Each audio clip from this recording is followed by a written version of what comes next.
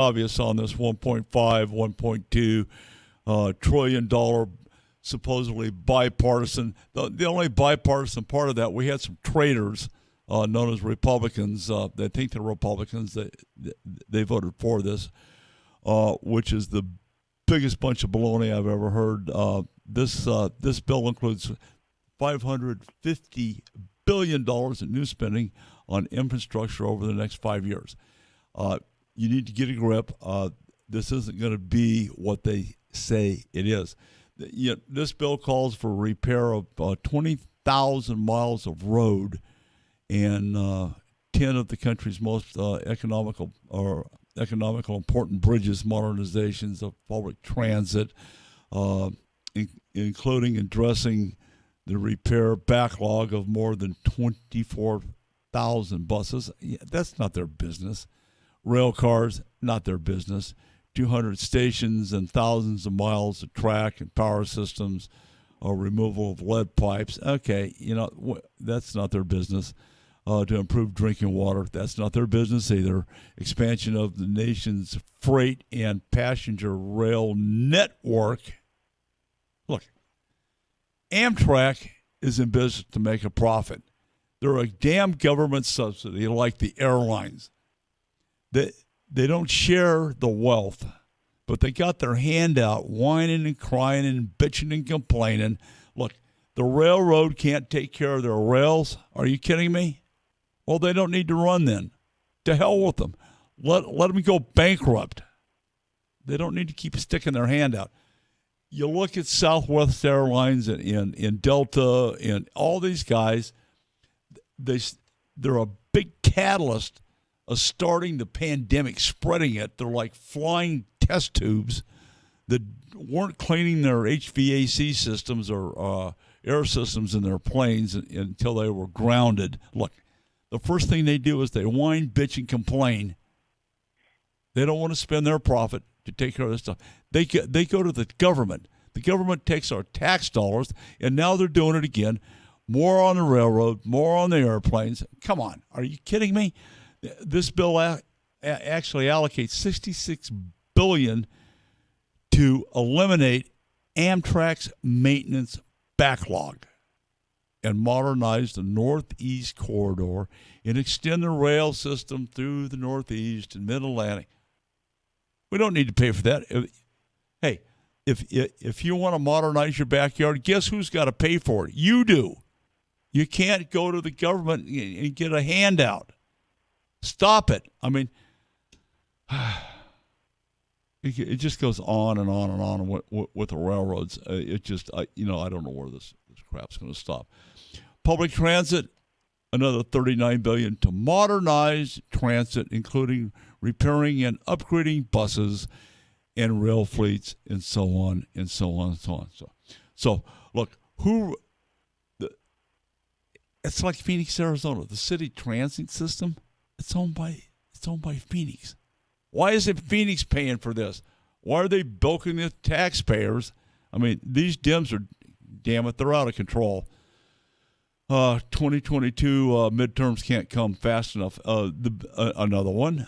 The bill allocates $110 billion for roads, bridges, and major projects, including $40 billion for funding bridge repair. I don't doubt that we need it. Look, it's needed. It's past time.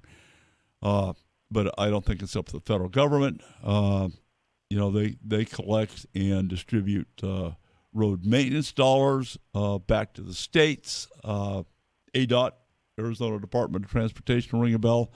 New Mexico Department of Transportation. Look, I-40 is theirs. They need to go fix the damn thing once and forever. I mean, it's just an ongoing maintenance program, and the Dems don't get it. It's crazy. And here's another $7.5 billion to invest in a network of electric vehicle chargers. That's not their job. We don't need to be paying for that. Tesla is doing it on their own. So you want to charge your car? You want to build an electric car? Go out and put in the charging stations. Another $2.5 billion for zero emissions on buses. What does that mean? Electric buses. Okay. I don't even want to get into the electric battery problem, the lithium battery footprint, supposedly to eliminate greenhouse gases.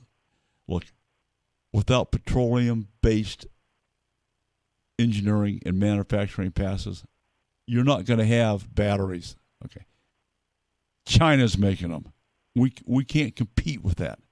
Joe Biden has got capitalist hands tied in creating just a major malfunction in shortage where this counts. But yet the government's spending billions and billions and billions on electric cars, this, that, and the other thing. I mean, this is just absolutely insane. The bill provides another $11 billion for transportation safety problems to reduce crashes and fatalities, with a particular focus on bicycles and pedestrians. What are they going to do beyond a bike lane and a crosswalk? You can't fix stupid. That $11 billion to fix stupid. It's not going to happen. The power infrastructure, another $65 billion for upgrades to power infrastructure, research, development, transmission. That's not their job. The power companies are doing it. They own it. They fix it. They charge the users. It's called a light bill.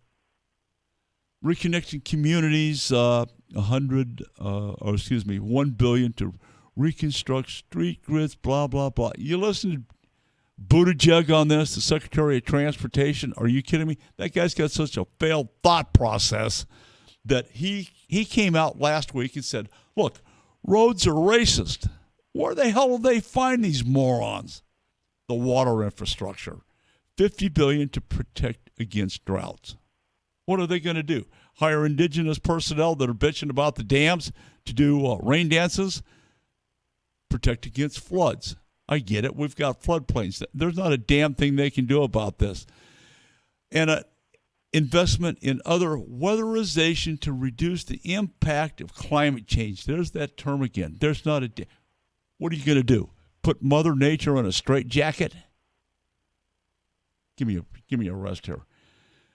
And at the same time, okay, that's $50 billion. The next part of this bill is $55 billion for drinking water, wastewater, stormwater infrastructure. That doesn't belong to the federal government. That belongs to the cities and the states, ladies and gentlemen.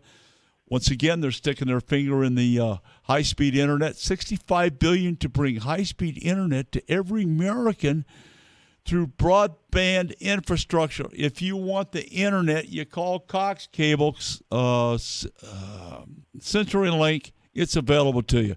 If it's not, you're an absolute moron. You live out where it's not available. You live out in the country.